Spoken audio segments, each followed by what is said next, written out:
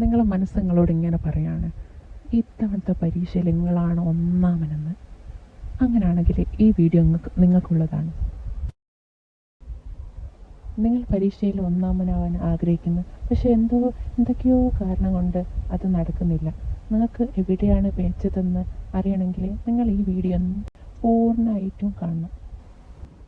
പരീക്ഷയിൽ വിജയിക്കാൻ 2 കാര്യങ്ങൾ വളരെ പ്രധാനമുള്ളവയാണ്. അതിലൊന്നാണ് കഠിനാധ്വാനം, പിന്നെ ആസൂത്രണവും. ഇതിലേതെങ്കിലും ഒന്ന് നിങ്ങൾ ശരിയായി ചെയ്തില്ലെങ്കിൽ നിങ്ങൾക്ക് ടോപ്പറാവാൻ പറ്റില്ല. ആസൂത്രണവും കഠിനാധ്വാനവും നമ്മുടെ തലച്ചോറുമായിട്ട് ബന്ധപ്പെട്ട് കിടക്കുന്നു. അതുകൊണ്ട് തന്നെ നമ്മുടെ തലച്ചോറ് നമ്മുടെ ഒരു പ്ലാൻ ഉണ്ടാക്കാൻ സമ്മതിക്കാതിരിക്കുന്നു. അതുപോലെ തന്നെ ഉണ്ടാക്കിയ പ്ലാനിങ് അനുസരിച്ച് നമ്മുടെ ഹാർഡ് വർക്ക് ചെയ്യാൻ അനുവദിക്കാതിരിക്കുന്നു. നമ്മൾ പരീക്ഷയിൽ നല്ല മാർക്ക് വാങ്ങണോ, നല്ലോണം പഠിക്കണോ എന്നൊക്കെ ചിന്തിക്കുമ്പോൾ നമ്മുടെ മനസ്സ് നമ്മളോട് പറയുമോ, എക്സാമിന് അത്ര പ്രാധാന്യമൊന്നും കൊടുക്കേണ്ട, ഒരു കാര്യമില്ല. എക്സാം നീ ദിവസവും 2 മണിക്കൂർ ദിവസം കുത്തന്നെ പഠിച്ചാൽ തന്നെ എക്സാം ഈസിയായി പാസ്സാവും, അതിന് ഇത്ര കാര്യമൊന്നും ആക്കണ്ടെന്ന് പറഞ്ഞ് നമ്മുടെ മനസ്സ് നമ്മൾ പഠിക്കുന്നതെന്ന് നമ്മളെ പിന്തിരിപ്പിക്കാൻ ശ്രമിക്കും. നമ്മുടെ തലച്ചോറിനറിയാം നമ്മളൊരു പ്ലാൻ ഉണ്ടാക്കിയാൽ അത് ഫോളോ ചെയ്യുന്നു. അതുകൊണ്ട് തന്നെ നമ്മുടെ മനസ്സ് നമ്മളെ ഒരു നല്ല പ്ലാൻ ഉണ്ടാക്കാൻ സമ്മതിക്കാതിരിക്കുന്നു. അതുപോലെ നമ്മുടെ മനസ്സ് നമ്മളോട് പറയും, എക്സാമിന് ആലോചിച്ച് നീ ഇത്ര ടെൻഷനൊന്നും അടിക്കണ്ട, അതത്ര പ്രാധാന്യമുള്ളൊന്നുമില്ല, അതിനുവേണ്ടി നീ ഇങ്ങനെ ഒരു പ്ലാനിങ്ങിൻ്റെ ആവശ്യമൊന്നുമില്ല, അങ്ങനെയൊക്കെ പറഞ്ഞ് നമ്മളെ വിശ്വസിപ്പിക്കുന്നു. അങ്ങനെ നാം എന്താക്കും, നമ്മുടെ മനസ്സിൻ്റെ നമ്മുടെ വാക്കുകളിൽ വിശ്വസിച്ച് പോകുന്നു. എത്ര ചെറിയ കാര്യമായാലും പ്ലാനിങ് ഇല്ലാതെ എന്ത് തന്നെ ചെയ്താലും അത് വെറുതെ ഊർജ്ജവും സമയവും നശിപ്പിക്കുക മാത്രമേ ചെയ്യൂ. അതുകൊണ്ട് തന്നെ എന്ത് ചെറിയ കാര്യം ചെയ്യുമ്പോൾ ഒരു പ്ലാനിങ്ങിൻ്റെ ആവശ്യമാണ്. അതുപോലെ നമ്മൾ പരീക്ഷയിൽ ഒന്നാമനാവാൻ ഈ 3 കാര്യങ്ങൾ നമ്മൾ അറിഞ്ഞിരിക്കേണ്ടത് വളരെ പ്രധാനപ്പെട്ടതാണ്. അതിലൊന്നാണ് എങ്ങനെയാണ് നമ്മൾ പഠിക്കേണ്ടതെന്ന്, അതുപോലെ എത്ര പഠിക്കണം, എപ്പം പഠിക്കണം എന്നൊക്കെയാണ് ഈ 3 കാര്യങ്ങൾ. നിങ്ങളുടെ മനസ്സ് നിങ്ങളെ ഒരു നല്ല പ്ലാൻ ഉണ്ടാക്കാൻ സമ്മതിച്ചു എന്ന് വിചാരിക്കുക. അതുപോലെ തന്നെ നമ്മുടെ നല്ലൊരു പ്ലാൻ ഉണ്ടാക്കി അത് പിന്തുടരുന്നതിൽ നമ്മളെ തടഞ്ഞില്ല എങ്കിൽ നമ്മൾ ആ പ്ലാനോട് കൂടി 5-6 ദിവസം നന്നായി പഠിച്ചെന്ന് വിചാരിക്കുക. അങ്ങനെ പഠിച്ചുകൊണ്ടിരിക്കുമ്പോൾ നമ്മുടെ മനസ്സ് നമ്മുടെ പുതിയ ഓരോ വഴികളിലൂടെ നമ്മളെ കബളിപ്പിക്കാനും വീണ്ടും ശ്രമിക്കും. ഒരു 5 ദിവസം നിങ്ങൾ നന്നായി പഠിച്ചെന്ന് വിചാരിക്കുക. നല്ലോണം ടൈം ടേബിളൊക്കെ ഫോളോ ചെയ്ത് നന്നായി 5 ദിവസം പഠിച്ചു. പക്ഷേ 6ാമത്തെ ദിവസം നമ്മുടെ മസ്തിഷ്കം നിങ്ങളെ വീണ്ടും റിവാർഡ് മൂഡിലേക്ക് കൊണ്ടുപോകുന്നു. ആരോ നിങ്ങളുടെ തലച്ചോറിനെ വലിയൊരു അടി അടിച്ച പോലെ അത് വീണ്ടും നമ്മളെ വീണ്ടും ഓർമ്മിപ്പിക്കുന്നു. പഠിച്ചൊക്കെ എത്രയും മതി, ഇനി നിങ്ങൾക്ക് വേഗം എളുപ്പത്തിൽ ഒന്നാമനാവാം, ഇനി കൂടുതൽ കഷ്ടപ്പെടേണ്ടതില്ല എന്ന് നിങ്ങളോട് നിങ്ങളുടെ മനസ്സ് വീണ്ടും വീണ്ടും പറയുന്നു. കുറേ പഠിച്ചതല്ലേ, ഇനി കുറച്ച് വിശ്രമം ആവശ്യമാണ്, കുറച്ച് സിനിമയൊക്കെ കാണാം, പിന്നെ കുറച്ച് സമയം സുഹൃത്തുക്കളുമായി ചാറ്റ് ചെയ്തോളൂ,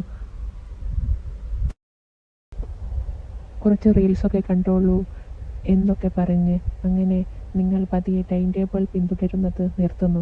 നിങ്ങൾ കുറച്ച് കഠിനാധ്വാനം ചെയ്തു, ഇനി അധികം കഠിനാധ്വാനം ചെയ്യേണ്ട ആവശ്യമില്ല എന്നൊക്കെ പറഞ്ഞ് നമ്മളെ വശത്താക്കുന്നു. നാം മനസ്സിൻ്റെ വാക്കുകളിൽ വീണ്ടും അകപ്പെട്ടു പോകുകയും ചെയ്യുന്നു. അങ്ങനെ നിങ്ങൾ സാവധാനം പഠിക്കുന്നത് ഒഴിവാക്കാൻ തുടങ്ങുന്നു. അങ്ങനെ നിങ്ങളുടെ ടൈം ടേബിളിൻ്റെ ഷെഡ്യൂൾ എവിടെയോ നഷ്ടപ്പെടുന്നു. നിങ്ങൾ ടൈം ടേബിൾ പിന്തുടർന്ന് പഠിക്കാൻ മറക്കുന്നു. നിങ്ങൾ നിങ്ങളുടെ മനസ്സിൻ്റെ മടിയിൽ കുടുങ്ങിപ്പോകുന്നു. പ്ലാൻ ചെയ്യാതെയുള്ള നിങ്ങളുടെ പഠനത്തിലും കഠിനാധ്വാനത്തിലും ഒരു കാര്യവുമില്ല. അതുകൊണ്ട് ഒരു പ്രയോജനവുമില്ല. പ്ലാനിങ് ഇല്ലാതെ പഠിക്കുമ്പോൾ മനസ്സിനും നിങ്ങൾക്കും പഠനത്തിൽ നിന്ന് ഓടിപ്പോവാൻ തോന്നുന്നു. അതുപോലെ തന്നെ നിങ്ങളുടെ മനസ്സ് അതാണ് ആഗ്രഹിക്കുന്നത്. ബുദ്ധിമുട്ടുള്ള ജോലികളിൽ നിന്ന് ഓടി രക്ഷപ്പെടാനാണ് നിങ്ങളുടെ മനസ്സ് ആഗ്രഹിക്കുന്നത്. നിങ്ങൾക്ക് പരീക്ഷയിൽ ഒന്നാമനാവണമെങ്കിൽ ആസൂത്രണവും കഠിനാധ്വാനവും നിങ്ങൾ ഒരുമിച്ച് കൊണ്ടുപോകണം. ആസൂത്രണമില്ലാതെ കഠിനാധ്വാനം കൊണ്ട് ഒരു പ്രയോജനവുമില്ല. വെറും പ്ലാനിങ് മാത്രമാണെങ്കിൽ അതുകൊണ്ടും ഒരു പ്രയോജനമില്ല.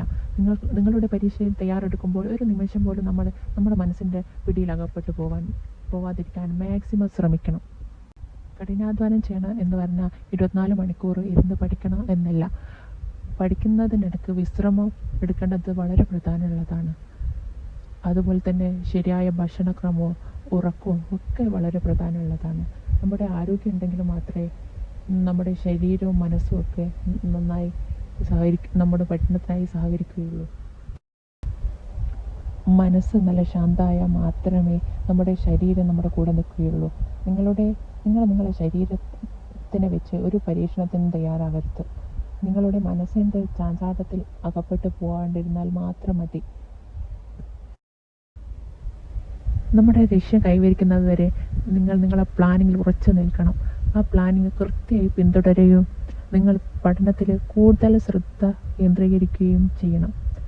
പഠനത്തിനായി നിങ്ങൾ തിരഞ്ഞെടുക്കുന്ന മുറിയുണ്ടല്ലോ, അതിൽ നിന്ന് നമുക്ക് പഠനത്തിനെ വഴിതെറ്റിക്കുന്ന എല്ലാ സാധനങ്ങളും അവിടുന്ന് എടുത്ത് ഒഴിവാക്കണം. അതിൽ പ്രധാനപ്പെട്ട ഒന്നാണ് നമ്മുടെ ഫോണ് നമ്മൾ ശരിയായി മാത്രമേ ഉപയോഗിക്കാൻ പാടുള്ളൂ. മൊബൈൽ ശരിയായി ഉപയോഗിക്കുക, മൊബൈൽ ആവശ്യത്തിന് മാത്രം ഉപയോഗിക്കുക. അതുപോലെ തന്നെ നന്നായി ഉറങ്ങുക, ടൈം ടേബിൾ പിന്തുടരുക, നിങ്ങളുടെ പ്ലാനിംഗ് അനുസരിച്ച് പഠിക്കുക, വിജയകരമായി പ്ലാനിംഗ് പിന്തുടരുക. ഇങ്ങനെ ചെയ്താൽ നിങ്ങളൊരു ടോപ്പർ ആവുന്നത് തടയാൻ ആർക്കും പറ്റില്ല. ഓർമ്മിക്കൂ, ചില കാര്യങ്ങൾ നേടാനായി കുറച്ച് ത്യാഗങ്ങൾ സഹിക്കേണ്ടിയിരിക്കുന്നു. അതുകൊണ്ട് പോസിറ്റീവായിരിക്കൂ, ചിന്താപൂർവം നിങ്ങൾ നിങ്ങളുടെ ലക്ഷ്യത്തിലേക്ക് നീങ്ങുക.